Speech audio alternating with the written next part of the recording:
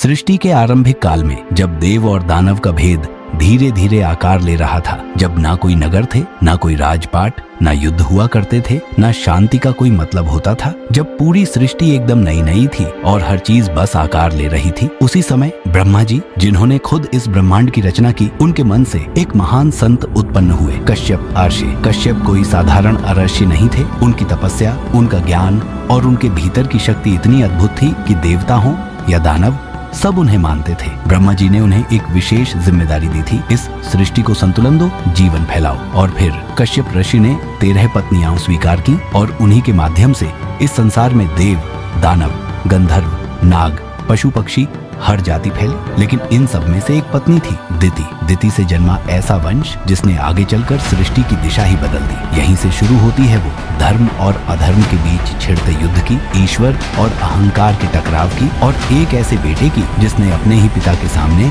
सत्य और भक्ति की मशाल थाम ली। कश्यप और दिति के 2 पुत्र हुए, हिरण्याक्ष और हिरण्यकश्यप। ये दोनों बचपन से ही अलग थे। जहाँ बाकी बालक खेलते, वहाँ ये ध्यान में बैठते। इनका मन बल, विद्या और तपस्या में लगता था, पर धीरे धीरे उनके मन में क्रोध, अहंकार और देवताओं के प्रति द्वेष पनपने लगा। हिरण्याक्ष, उसने तो पृथ्वी को ही पाताल में खींच लिया था, और तब भगवान विष्णु ने वराह अवतार लिया और पृथ्वी को बचाया। उस युद्ध में हिरण्याक्ष मारा गया और उसके भाई हिरण्यकश्यप ने देखा, मेरे भाई को मारने वाला कोई और नहीं, स्वयं विष्णु है। वहीं से शुरू हुआ हिरण्यकश्यप का प्रतिशोध। उसके भीतर कुछ टूट चुका था। अब वो सिर्फ राजा नहीं रह गया था, वो बन गया था एक ऐसा जीव जो विष्णु से अमृता के बल पर टकराना चाहता था। हिरण्यकश्यप सब कुछ छोड़कर वन चला गया। हजारों सालों तक उसने घोर तपस्या की। उसका शरीर अस्थियों का ढांचा बन गया। देवता भयभीत हो उठे, स्वर्ग थर्राने लगा। आखिरकार ब्रह्मा जी प्रकट हुए। उन्होंने कहा, वत्स, तुम्हारी तपस्या से मैं प्रसन्न हूँ, वरदान मांगो। हिरण्यकश्यप ने जो वरदान मांगा वो अमृता का एक जाल था, ऐसा जाल जिसे तोड़ना एक आम बात नहीं थी। ना मैं दिन में मरूं, न रात में, न किसी देवता से, न दानव से, न जीवित से, न निर्जीव से, न अस्त्र से, न शस्त्र से, न आकाश में, न पृथ्वी पर, न पाताल में। ब्रह्मा जी चुप रहे और बोले, तथास्तु। हिरण्यकश्यप के पास वो शक्ति थी जिससे वो न केवल खुद को अजेय समझने लगा, बल्कि उसने खुद को ही ईश्वर घोषित कर दिया। उसने अपनी राजधानी बनाई, सोनितपुर, जो सोने चांदी की दीवारों से घिरी थी, जहाँ देवताओं की जगह अब उसकी ही मूर्तियां स्थापित की जा रही थी। चारों दिशाओं में उसका एक ही आदेश था, अब इस ब्रह्मांड में पूजा के योग्य अगर कोई है तो वो मैं हूँ, जिसे हम और आप भगवान मानते हैं। विष्णु, शिव, ब्रह्मा, उन सभी का नाम लेना वहाँ अपराध था। लोग डर के साये में जी रहे थे, क्योंकि जो भी विरोध करता वो या तो मारा जाता या फिर ऐसा गायब होता जैसे कभी था ही नहीं। लेकिन हर अंधेरे में कहीं न कहीं एक दीपक जलता है, और हिरण्यकश्यप के ही घर में जन्मा वो दीपक प्रहलाद। हिरण्यकश्यप की रानी कयाधु जब गर्भवती थी तो नारद मुनि ने उन्हें आश्रय दिया था, और उन्हीं के सत्संग में प्रहलाद के कानों में भगवान विष्णु की कथाएं, मंत्र और भक्ति के बीज पड़ चुके थे। इसलिए जैसे ही प्रहलाद ने होश संभाला, उनका मन खेलकूद, युद्ध या सत्ता में नहीं लगा। उनका हृदय तो बस विष्णु भक्ति में डूबा था। वो बोलते, भगवान एक ही हैं, श्री हरि विष्णु, उनकी शरण ही सच्चा सुख है। अब हिरण्यकश्यप के कानों तक ये बात पहुंची कि उसका अपना बेटा उसी विष्णु का नाम जप रहा है जिसने उसके भाई को मारा था। गुस्से से उसकी आंखें जलने लगी। मेरा बेटा मेरे दुश्मन की भक्ति करेगा? नहीं, ये तो मेरे सिंहासन का अपमान है। हिरण्यकश्यप ने आदेश दिया, इस बच्चे को समझाओ, डांटो, मारो, पर इसके भीतर से विष्णु का नाम मिटा दो। लेकिन क्या हुआ, जितना ज्यादा उनको रोका गया उतना ही वो और भी दृढ़ होते गया। वो दरबार में खड़ा होकर बोलते, पिताजी, आप मुझे कुछ भी कह सकते हैं, पर मैं सिर्फ नारायण को ही ईश्वर मानता हूँ। और यहीं से शुरू हुआ वो सिलसिला जहाँ एक पिता अपने ही पुत्र के विरुद्ध खड़ा हो गया। अब प्रहलाद बड़े हो रहे थे, शरीर से छोटा पर मन से बेहद विशाल। वो जितना जितना बड़े होते गए, उनकी भक्ति उतनी ही गहरी होती गई। उनके होंठों पर हर वक्त विष्णु नाम का जाप, आंखों में श्रद्धा और हृदय में एक अडिग विश्वास। वो राजकुमार होते हुए भी न सत्ता चाहता था न वैभव। उनके सब कुछ तो बस नारायण थे। उनको गुरु शुकाचार्य के पुत्रों के पास शिक्षा के लिए भेजा गया, जहाँ उसे दैत्य धर्म और पिता की आज्ञा मानने का पाठ पढ़ाया जाता। लेकिन प्रहलाद तो वहाँ भी विष्णु की भक्ति में लीन रहते। गुरु के पुत्र उनको बार बार समझाते, प्रहलाद, आपके पिता संसार के सबसे महान हैं, आप उन्हीं की पूजा करें। पर प्रहलाद कहते, जो आज है वो कल नहीं रहेगा, पर भगवान विष्णु वो सदा है, अनंत है, मैं उन्हीं को पूजता हूँ। ये बात जब हिरण्यकश्यप तक पहुंची तो उसने क्रोध में आकर प्रहलाद को अपने दरबार में बुलवाया। उसने पूछा, बता प्रहलाद, तुझे ये ज्ञान कहाँ से मिला? कौन है तेरा गुरु? प्रहलाद मुस्कुराए और बोले, मेरे गुरु तो स्वयं नारद मुनि हैं और ज्ञान तो मुझे माँ के गर्भ से ही प्राप्त हो गया था। मेरे लिए सबसे बड़ा सत्य नारायण है। हिरण्यकश्यप आग बबूला हो उठा। अपने पिता की बात नहीं मानेगा, मुझे छोड़ उस विष्णु की बात करेगा, तुझे मृत्यु का भय नहीं। और प्रहलाद ने जो जवाब दिया वो युगों तक अमर हो गया। मुझे मृत्यु का भय क्यों हो पिताजी? जो सच्चे धर्म पर चले और जिसने नारायण का नाम लिया हो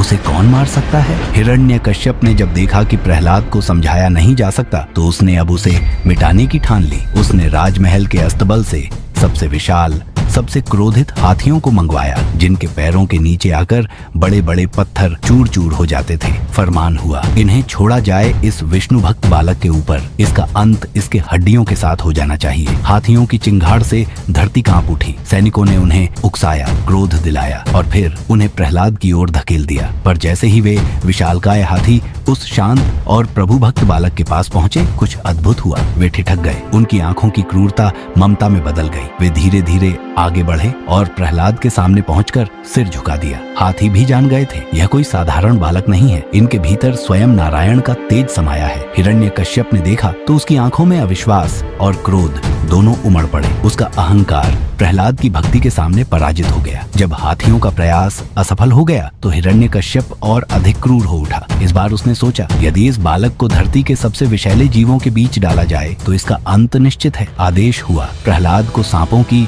उस अंधेरी और भयावह गुफा में फेंक दिया जाए, जहाँ कई वर्षों से तक्षक, नाग और भयंकर विषधर सर्प निवास करते थे, जिनकी फुफकार से ही प्राणी मृत्यु का अनुभव करने लगता था। प्रहलाद को रस्सियों से बांधकर उस गुफा के भीतर डाला गया। सैनिकों ने गुफा के द्वार बंद कर दी और भीतर झर के बर्तन उड़ेल दिए गए। चारों ओर काल जैसा अंधकार और हर कोने से निकलती फुफकार। लेकिन फिर वही चमत्कार, सांप पास तो आए, पर जैसे ही उन्होंने उस बालक की ओर देखा वे शांत हो गए। उनकी फुफकार मौन में बदल गई। झर ठंडा पड़ गया और नाग उस बालक के चारों ओर बैठ गए जैसे वह उनका राजा हो। प्रहलाद आंखें मूंदे प्रभु का नाम जपते रहे, नारायण नारायण। हिरण्यकश्यप को जब यह समाचार मिला तो वह क्रोध से कांप उठा, लेकिन वह भूल गया था जिसके रक्षक स्वयं भगवान हो उसे संसार की कोई शक्ति छू तक नहीं सकती। अब हिरण्यकश्यप की क्रूरता अपने चरम पर पहुंच चुकी थी। वह हर बार की तरह इस बार भी चाहता था कि प्रहलाद का अंत ऐसा हो कि पूरी प्रजा कांप उठे और कोई दोबारा विष्णु का नाम लेने का साहस न कर सके। इस बार राजा की बहन होलिका, जिसे वरदान था कि अग्नि उसे जला नहीं सकती, उसे आदेश दिया गया प्रहलाद को गोद में लेकर अग्नि में बैठने का। वो बैठी, अग्नि भड़की, लपटें उठी, पर उस दिन अग्नि भी चुप थी। वो पहचान चुकी थी कौन पाप में लिपटा है और कौन ईश्वर में लिपटा। लपटें तेज उठी और अंततः होलिका जल गई। लेकिन प्रहलाद लपटों के बीच भी शांत, अक्षत, जैसे अग्नि उसे छूने से डर रही हो।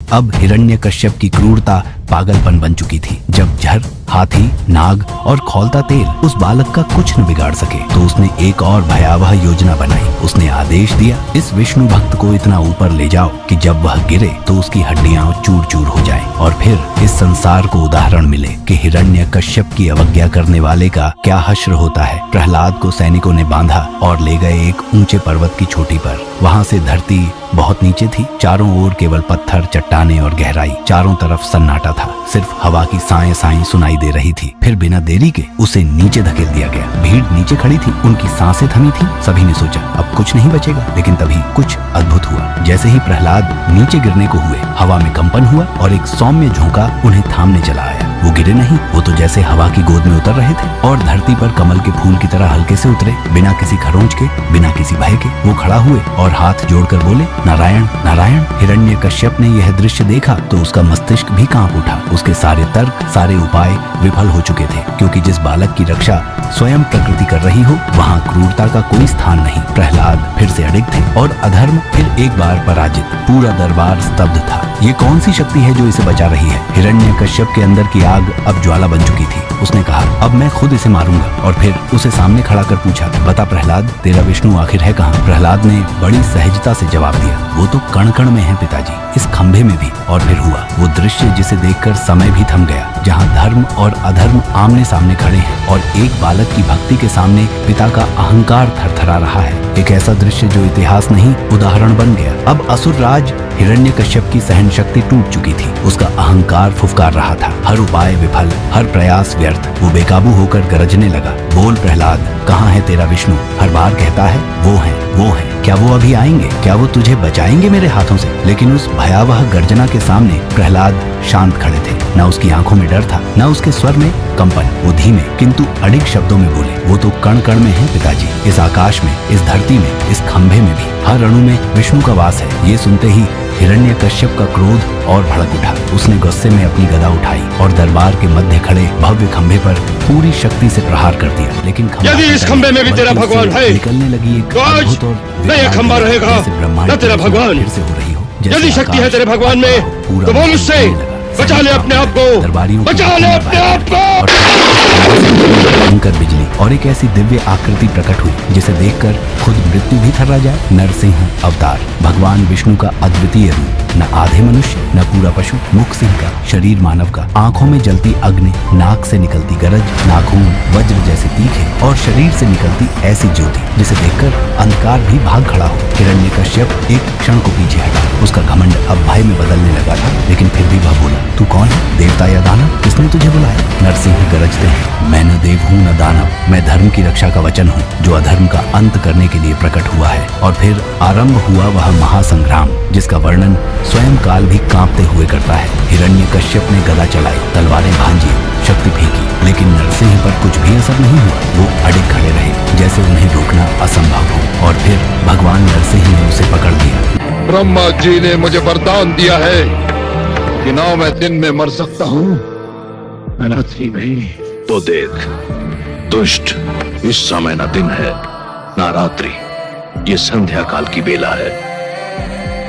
न मैं घर के भीतर मर सकता हूँ न घर के बाहर। तू न घर के भीतर है न घर के बाहर, तू इस समय चौखट पर है। ब्रह्मा जी ने कहा था कि ना मैं धरती पर मर सकता हूँ आकाश में। ब्रह्मा ने सत्य कहा था। देख तू इस समय ना धरती पर है ना आकाश में, तू धरती और आकाश के मध्य मेरी गोद में है। उन्होंने कहा था कि ना मुझे पशु मार सकता है न मानव। मुझे ना कोई पशु मानेगा ना मानव। मैं आधा नर और आधा सिंह, मेरा नाम नरसिंह है। उन्होंने कहा था कि मेरी मृत्यु अशस्त्र संभव है। मैं अस्त्र से, मेरे हाथों में ना कोई अस्त्र है ना शस्त्र। पेट को फर्र से फाड़ा और सर्र से सारी आंतों को खींच लिया और उन आंतों को माला के समान नरसिंह भगवान ने अपने गले में धारण कर। नखांग पुरोत पाटित हृत सरोरुहम, हिरण्यकश्यपु के हृदय कोश को भगवान ने अपने नखकमल से, नखांकुरों से फाड़ दिया। अधर्म का अंत हो चुका था और साथ ही ब्रह्मा द्वारा दिए गए वरदान का उल्लंघन भी नहीं हुआ। प्रहलाद नन्हा भक्त अपने छोटे से शरीर से उठकर भगवान नरसिंह के चरणों में नतमस्तक हो गए। उनकी भक्ति ने वह कर दिखाया जो बड़े बड़े तपस्वी भी नहीं कर पाए थे। लेकिन भगवान नरसिंह अब भी शांत नहीं थे। उनका क्रोध अग्नि बन चुका था, सारी सृष्टि को भस्म कर देने को तत्पर। सारे देवता भयभीत हो गए, किसी की हिम्मत नहीं हुई उन्हें शांत करने की। तभी प्रहलाद ने हाथ जोड़कर कहा, प्रभु अब शांत हो जाइए, आप तो करुणा के सागर हैं, आपके लिए तो मैं कुछ नहीं, पर आपने मुझे अपना बना लिया। और वो शब्द सुनते ही नरसिंह का क्रोध शांत होने लगा, आंखों में करुणा उभर आई। उन्होंने प्रहलाद को गोद में उठाया, माथे पर हाथ फेरा और कहा, तुम मेरे सच्चे भक्त हो प्रहलाद। तुमने पूरे संसार को दिखा दिया कि सच्ची भक्ति के आगे कोई शक्ति नहीं टिकती और जो धर्म के लिए अडिग रहता है उसके लिए स्वयं भगवान प्रकट हो जाते हैं। और इस प्रकार एक बालक की भक्ति ने संसार को नया संदेश दिया कि जब जब अधर्म बढ़ेगा, धर्म की रक्षा के लिए भगवान अवश्य अवतार लेंगे।